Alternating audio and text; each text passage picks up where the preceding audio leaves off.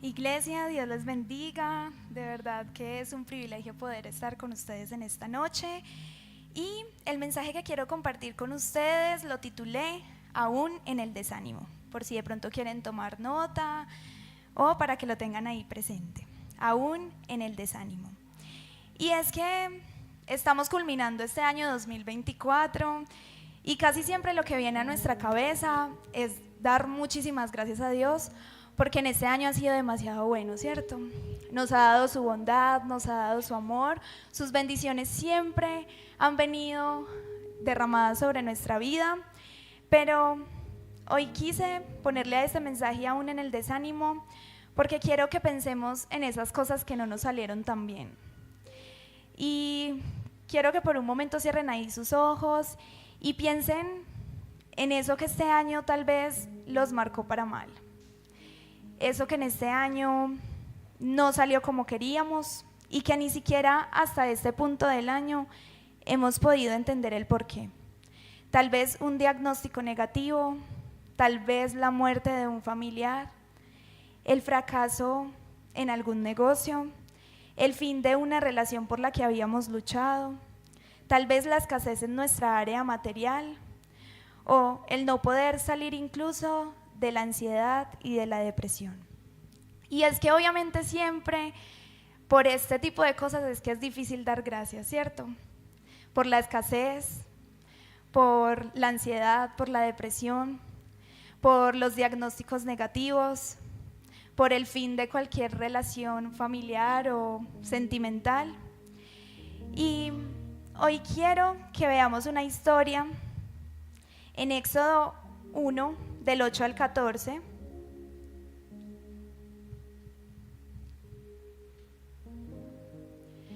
Y dice: tiempo después subió al poder de Egipto un nuevo rey, que no conocía nada de José ni de sus hechos. El rey le dijo a su pueblo: miren, el pueblo de Israel ahora es más numeroso y más fuerte que nosotros. Tenemos que idear un plan para evitar que los israelitas sigan multiplicándose. Si no hacemos nada y estalla una guerra, se aliarán con nuestros enemigos, pelearán contra nosotros y luego se escaparán del reino.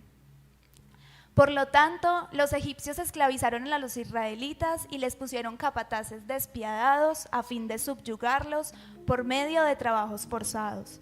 Los obligaron a construir las ciudades de Pitón y Ramsés como centros de almacenamiento para el rey. Sin embargo, cuanto más los oprimían, más los israelitas se multiplicaban y se esparcían, y tanto más se alarmaban los egipcios. Por eso los egipcios los hacían trabajar sin compasión.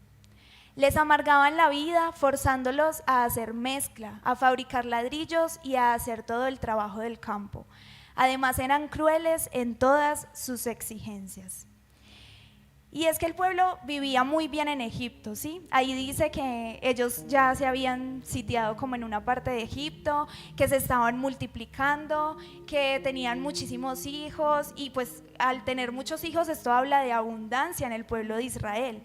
Ellos ya vivían en Egipto, pero resulta que de un día para otro, simplemente porque un nuevo faraón se sube a gobernar, su situación cambia completamente. De ser un pueblo que estaba súper bien, no le faltaba nada, se habían multiplicado, a ser esclavos. Y resulta que el pueblo de Israel vivió en Egipto durante 400 años siendo esclavos. Es decir, que durante 430 años nacieron nuevos niños que solo conocían la situación de esclavitud. Es decir, que durante 430 años, en ese tiempo duraban las personas muchísimos años y podemos hasta decir que aún había gente que desde que inició el reinado de este nuevo faraón todavía seguía siendo esclavo. Podemos decir que habían pasado los años y pasaban y querían que cambiara su situación, pero ya habían perdido toda esperanza porque ellos los seguían oprimiendo a fin de que los egipcios fueran más fuertes. Y quiero que leamos lo que pasa en Éxodo 6, 6 al 9. porque resulta que Dios empieza a llamar a un hombre que se llama Moisés y le dice: Moisés, he visto a mi pueblo, he visto cómo los oprimen y he decidido que los voy a sacar de la esclavitud. He decidido que después de todos estos años en los que ellos han sido maltratados, ya no va a ser más así, porque yo los voy a llevar a la tierra prometida. Y él empieza a enviarle mensajes a Moisés para que le lleve al faraón, pero no solo para que le lleve al faraón, sino también para que le lleve a su pueblo Israel. Y vamos a leer un mensaje que Dios le envía a su pueblo Israel y dice: por lo tanto, dile al pueblo de Israel, yo soy el Señor. Te libertaré de la opresión que sufres y te rescataré de tu esclavitud en Egipto. Te redimiré con mi brazo poderoso y con grandes actos de juicio. Te tomaré como pueblo mío y seré tu Dios. Entonces sabrás que yo soy el Señor tu Dios, quien te ha librado de la opresión de Egipto. Te llevaré a la tierra que juré dar a Abraham, a Isaac y a Jacob. Te la daré a ti como tu posesión exclusiva. Yo soy el Señor. Así que Moisés le dio al pueblo de Israel lo que el Señor había dicho. Pero ellos no quisieron escucharlo más porque estaban demasiado desalentados por la brutalidad de su esclavitud. Y es que pensemos, 430 años en los que lo único que conocían era tal vez martillar, era tal vez hacer mezcla, era tal vez ser golpeados, ser pisoteados, era escuchar palabras que siempre eran: son unos buenos para nada, ustedes no sirven, ¿dónde está su Dios? ¿Dónde quedó lo bueno que tenía su pueblo? Ustedes no tienen tierra, ustedes no tienen un rey. Y llega Moisés a decirles que el Señor los va a libertar. Y ellos simplemente lo ven y no quieren más. Y quieren seguir, y quieren seguir en esta misma situación de esclavos. Y quiero que nos enfoquemos en esta última parte que dice: pero ellos no quisieron escucharlo más porque estaban demasiado desalentados por la brutalidad de su esclavitud.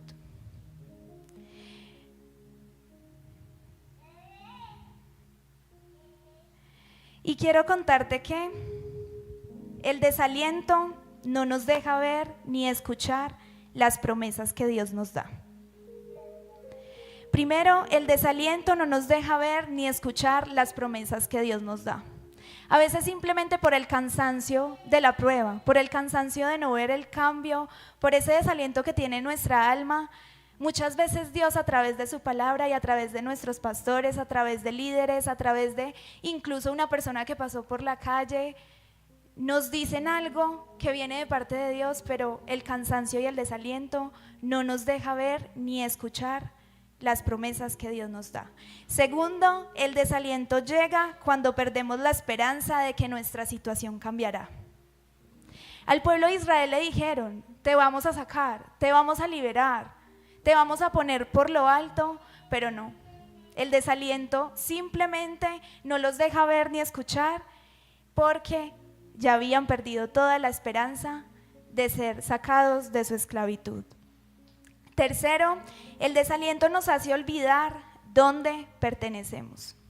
Al pueblo de Israel ya se le había olvidado que su Dios era el Dios más poderoso.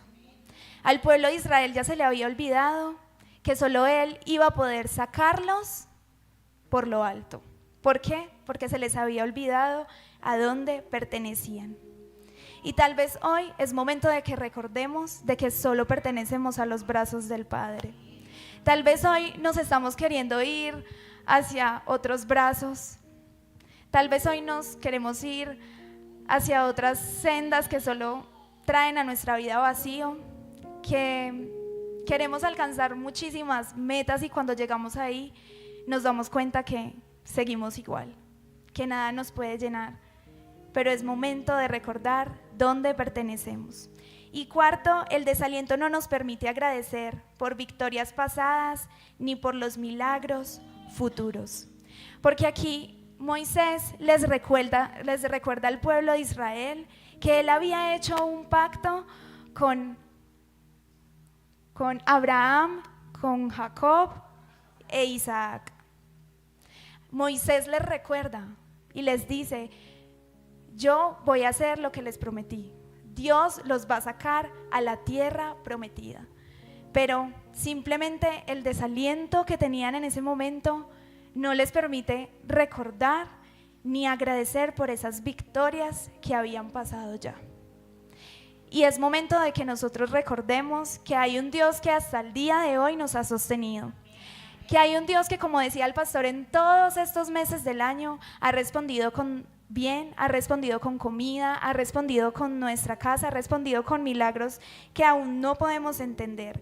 Pero es momento también de agradecer por esos milagros que ya vienen. Porque el desaliento tampoco nos permite agradecer por esos milagros futuros. Simplemente nos pone como una barrera y nos dice: no, es que ya no se puede más. Es que ya no hay otro camino que tomar y hasta aquí llegamos. Y muchas veces Dios nos ha dicho lo que hará en medio de nuestras dificultades.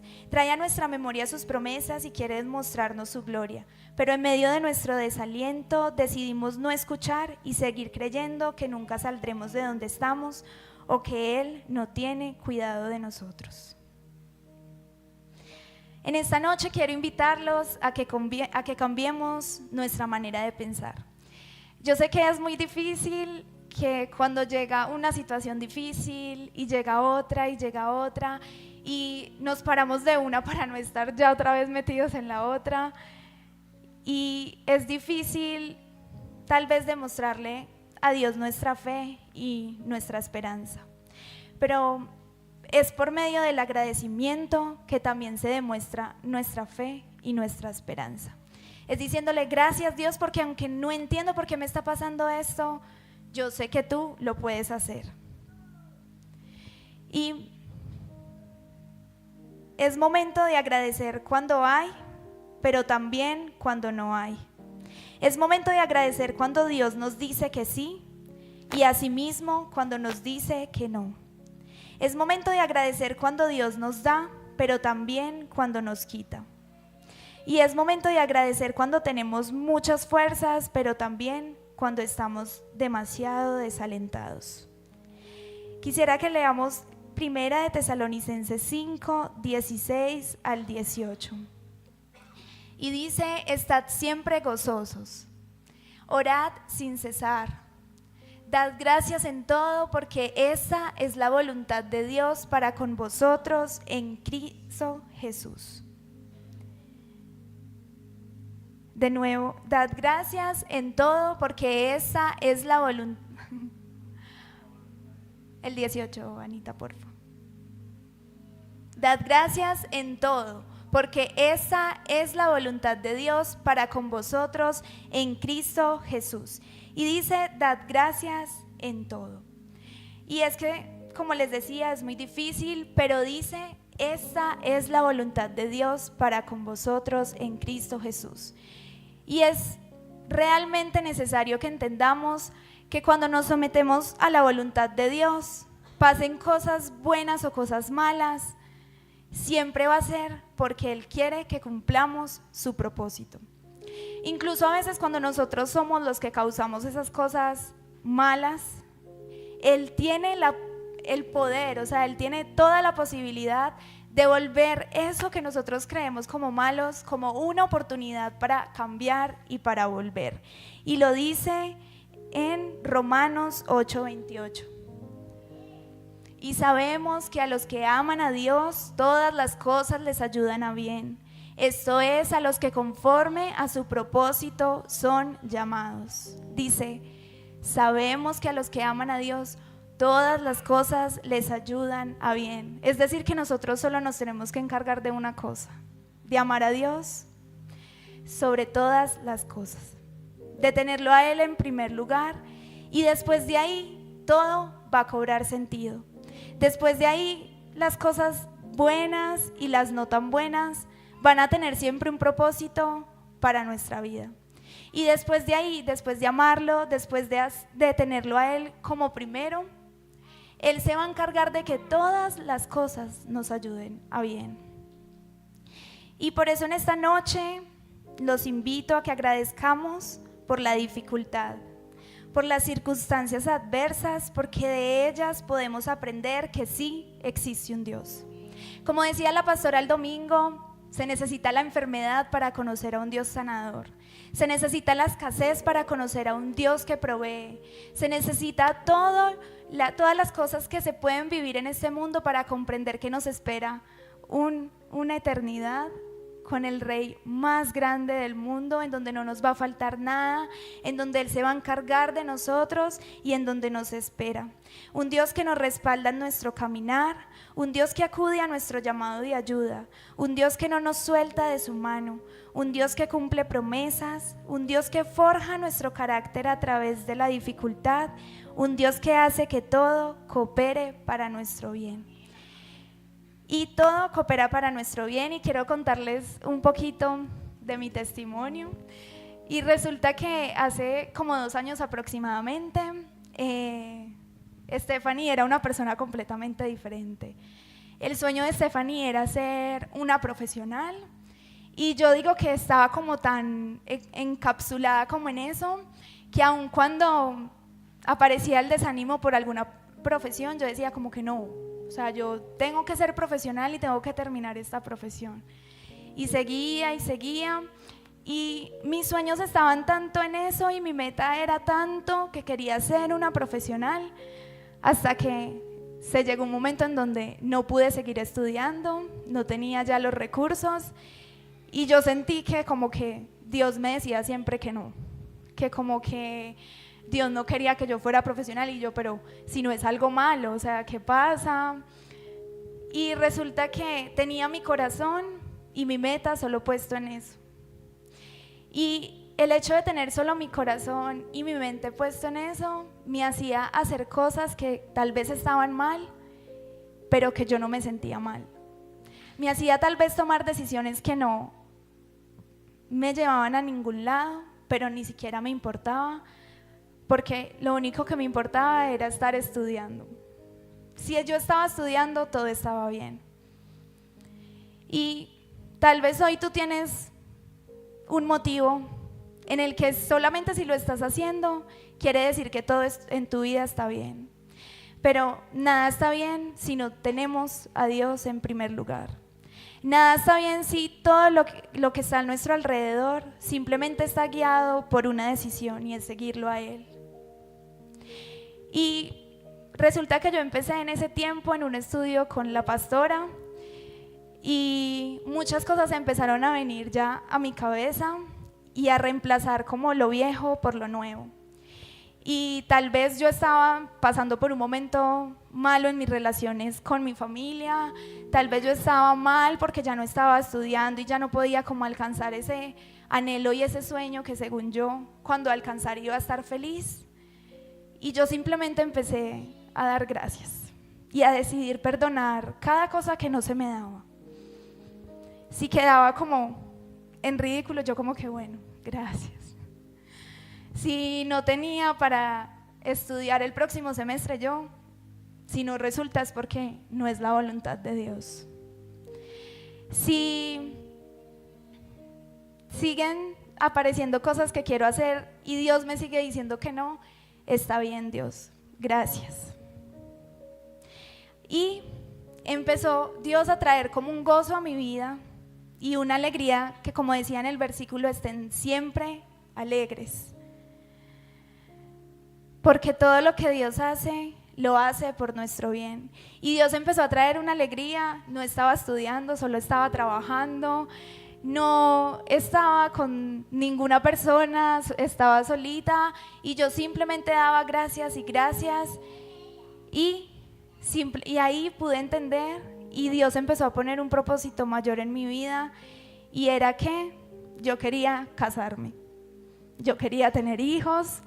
Y o sea, mi mente estaba tan enfocada en alcanzar la profesión que yo ya decía que quería ser independiente. No está mal, pero, o sea, no está mal los que quieren ser independientes y todo, pero, exacto, pero como que simplemente me escudaba, me escondía detrás de ese quiero ser profesional para decir no quiero tener hijos, no quiero tener una pareja estable, quiero simplemente viajar por el mundo, que como digo no está mal, pero es momento de entender que nuestro propósito aquí en la tierra es glorificar a Dios, de que hemos sido llamados a ser sus hijos, somos sus hijos, Él pagó un precio por nosotros y cuando estamos en pos de la voluntad de Él, todas las cosas nos ayudan para bien.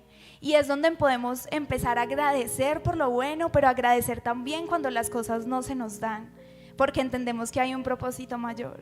Y hoy agradezco a Dios porque hoy tengo un esposo, un hijo, gracias a Dios el próximo año ya voy a empezar a estudiar, pero cumpliendo mi propósito que es ser esposa y mamá y primeramente ser hija de Dios.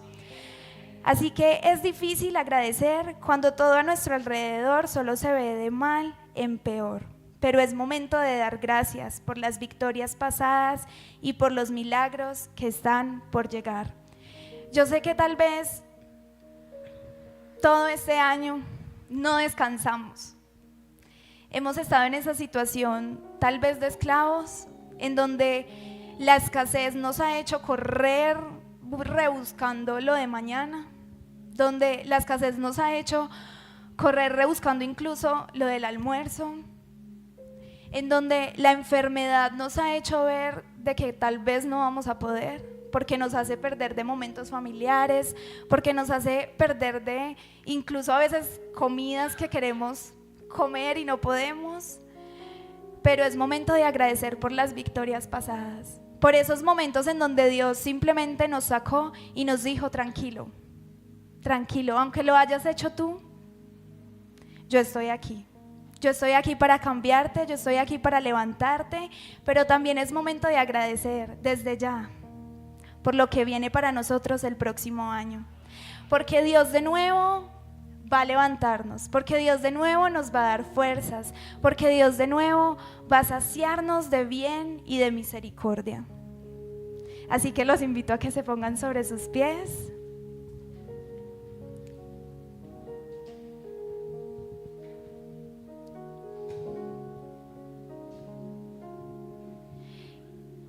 Y Padre, hoy estamos aquí, Señor, reconociendo que no hay nadie como tú, Jesús, reconociendo que simplemente cuando nos entregamos en tus brazos es que realmente, Señor, empezamos a comprender el porqué y para qué de cada situación. Tal vez muchas veces hemos renegado, tal vez muchas veces te hemos culpado por todas las cosas que suceden y que terminan mal, Señor. Pero hoy simplemente venimos a darte gracias, gracias, Señor Jesús. Gracias por tu sacrificio allí en la cruz, porque gracias a Él somos salvos. Gracias, Señor, porque solamente tu mano es la que siempre nos ha sostenido. Gracias porque simplemente, Señor, hoy podemos decir que estamos de pie, porque fuiste tú quien nos encontró en nuestro camino, Señor, y nos levantó y nos dio un nuevo nombre. Gracias, Señor, porque aunque nuestro corazón se sienta en tribulación, tú eres nuestra paz. Porque cuando acudimos a tu llamado, tú siempre estás, Señor, para decirnos: no te dejaré ni te desampararé. Tú eres nuestro Dios, ese Dios que siempre está para nosotros, ese Dios que está tanto en lo bueno como en lo malo, ese Dios que aún en la escasez nos demuestra que sí puede.